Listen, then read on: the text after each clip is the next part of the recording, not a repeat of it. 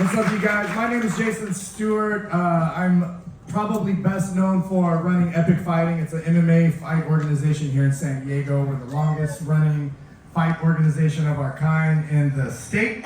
And we do live MMA fights. And along my journey of this company, 13 years into it, I've had the chance to meet some incredible people, some people that I've been fanboys of since I was a teenager. Including these two. Me and Frank Shamrock have known each other for a few years. He spoke at my event. He's come to my events. And then Dan Henderson is pretty local. He has a gym, right up the road in the Riverside area. And we just met last year, me and Dan. And so I'm really excited to present these guys. If you guys know the sport, you can already appreciate what these guys have done for the sport. They're truly pioneers. They fought some of the toughest guys on the planet. And Frank Shamrock was considered fighter of the decade in the 90s. He was considered pound for pound the most ferocious man on the planet whenever he was with UFC. And he's basically the first light heavyweight champion of the UFC. And Dan Henderson, you go back, you want to talk about old school when these guys are fighting. Hendo, as we like to call him, he won a tournament and had to win 5 fights, all 5 fights within 2 days. So now the state commission won't let you fight twice in a weekend, twice within a week. And these guys were fighting multiple times in tournaments, so it's crazy. He also competed in the Olympics for wrestling, so these guys are amazing. Give them a round of applause. Dan Henderson and Frank Shamrock. I had 3 legends on my stage at my event, and I had no idea this was going to plan out. They were all 3 MMA legends. We had Frank Shamrock, Chris Lieben, and we also had Frank Trigg. Frank Trigg also was inducted into the Hall of Fame. You've been inducted to several Hall of Fames. You're in the UFC Hall of Fame. And I asked Frank Trigg how he got started, what motivated him to get into the sport of, back then it was just called cage fighting or no holds bars. And he said, this guy right here. They had never met, mind you. And then I was like, wow, what a coincidence. And then I asked Chris Lieben, what got you into the sport? And he said, this man right here, Frank Shamrock. So Frank Shamrock was the inspiration to both of the legends that I had on stage. Frank, tell us a little bit about your background and how you ended up getting into the fight game.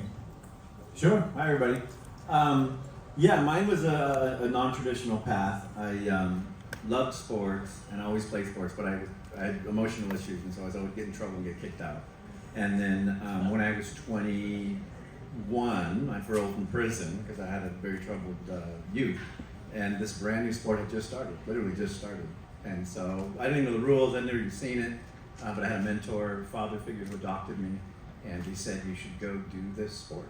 And so I went and did it. My dream was to be a boxing champion. Yep. And I never pursued it or was able to finance it or do anything for it. But my dream met this new sport.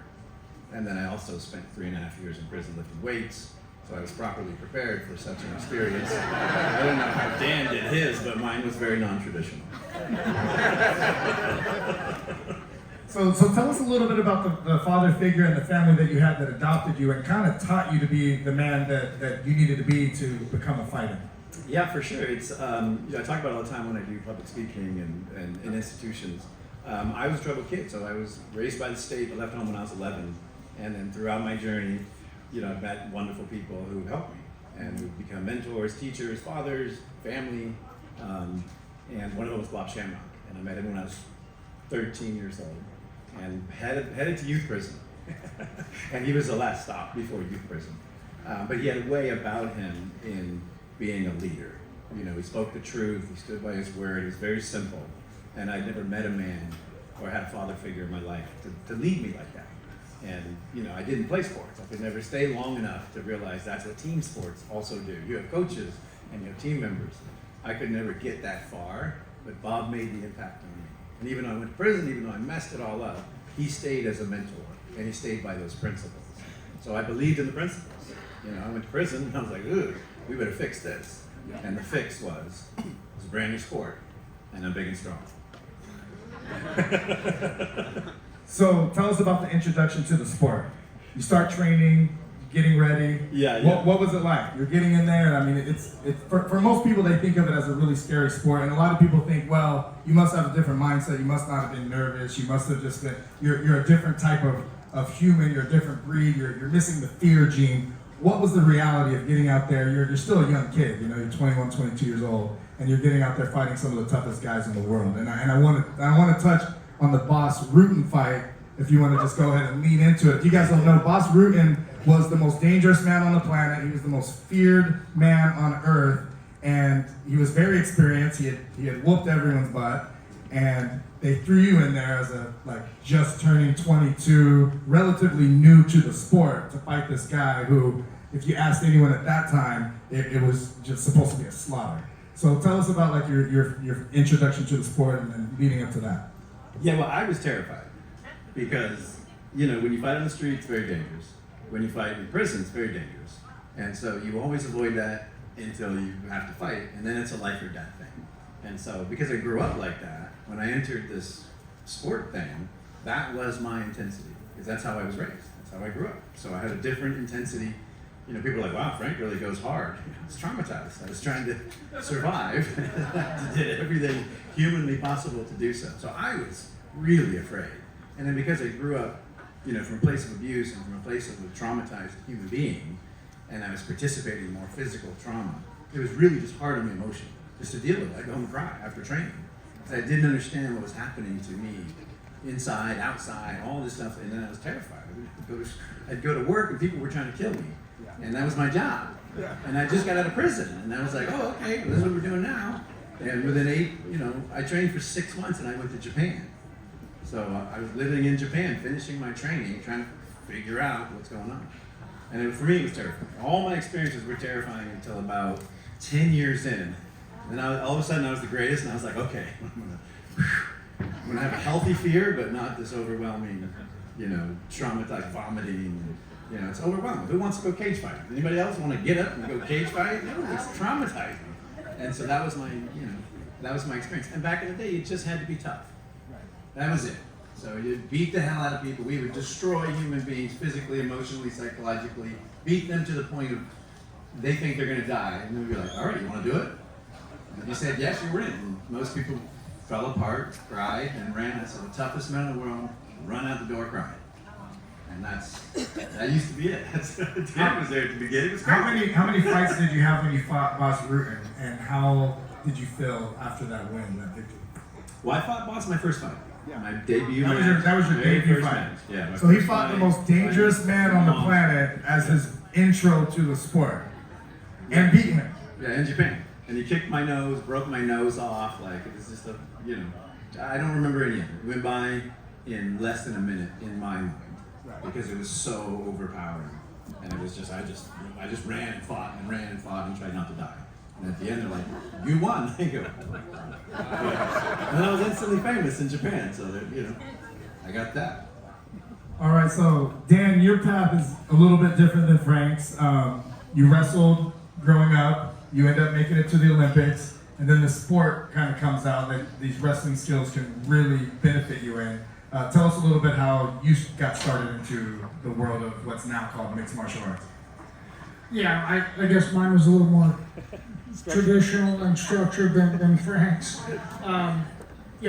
I grew up wrestling since I was 5 years old. My dad was my main coach, which isn't very easy either, but, having that role model. My dad was kind of a tough-minded guy, and I think between him and one of my other coaches, it really instilled a lot of mental toughness, And so then 2 Olympic teams later, after I made 2 Olympic teams, I decided, maybe MMA in America has been around for a few years at that point, and I'd watch it on TV just like everybody else, and thinking that maybe I'd be good at it, but some of those big guys are not. They're just a little bit. So I was a little bit nervous about that, but it wasn't that big of a deal. Once I had my first fight, which was I was 27 years old and in Brazil. Once I had the first fight, it wasn't that big of a deal. Wrestling was a pretty physical and demanding sport, and I've been hurt a lot more physically in wrestling than I did in those two fights. So, and A lot of people don't understand that when you look at injury statistics, it's actually higher for wrestling and boxing than it is MMA, even though people think of MMA as so much more violent. And it is a violent sport, but injury-wise, it's actually a safer sport than wrestling and boxing by most people's, by injury standards. You never seem nervous before a fight. You always seem calm, cool, collected. I remember when you were fighting, at that time, the most feared man in the planet was the axe murderer, Vanderlei Silva. And you were just calm, not worried about it. Like, I'm not worried about this guy at all. At least how it seemed to all of us. Tell us about your mentality going in, and were you actually that cool, calm, and collected, or does it just look like that on the outside? No, I was pretty much like that all the time. Like I said, after the first fight went by, mentally it was just not a big deal after that, and honestly, I wasn't nervous, I don't think, for any fight other than my very first one. I remember when they shut the cage in my very first fight, I was like, what the hell am I doing in here? What did I get myself into? And then as soon as the ref said go, it was instinctual at that point.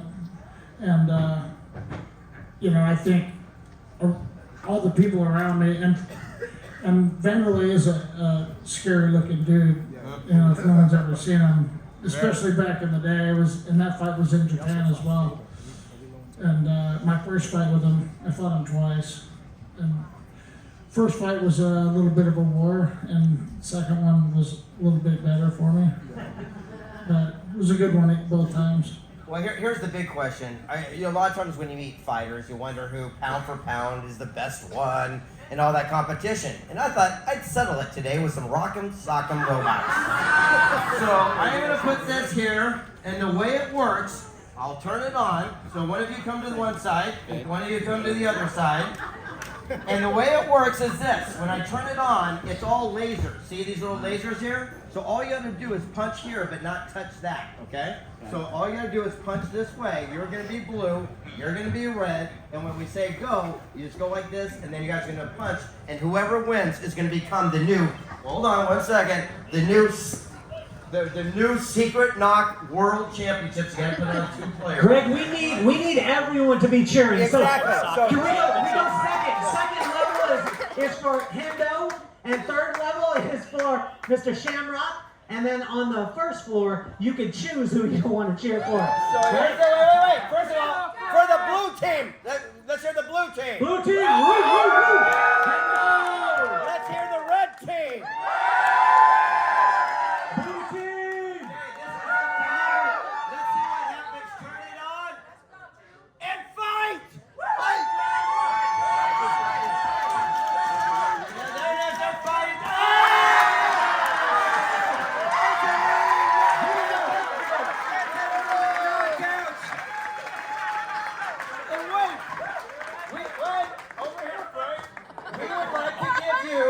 The Secret Knock World Heavyweight Championship World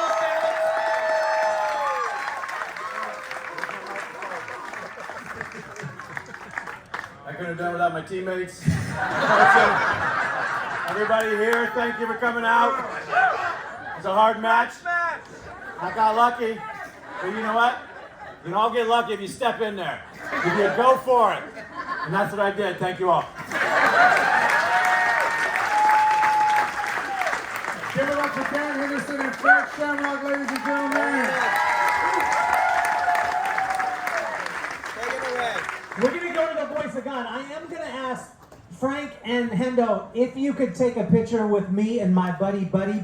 Raise your hand right there. We want to stop you and make sure that we get pictures with you.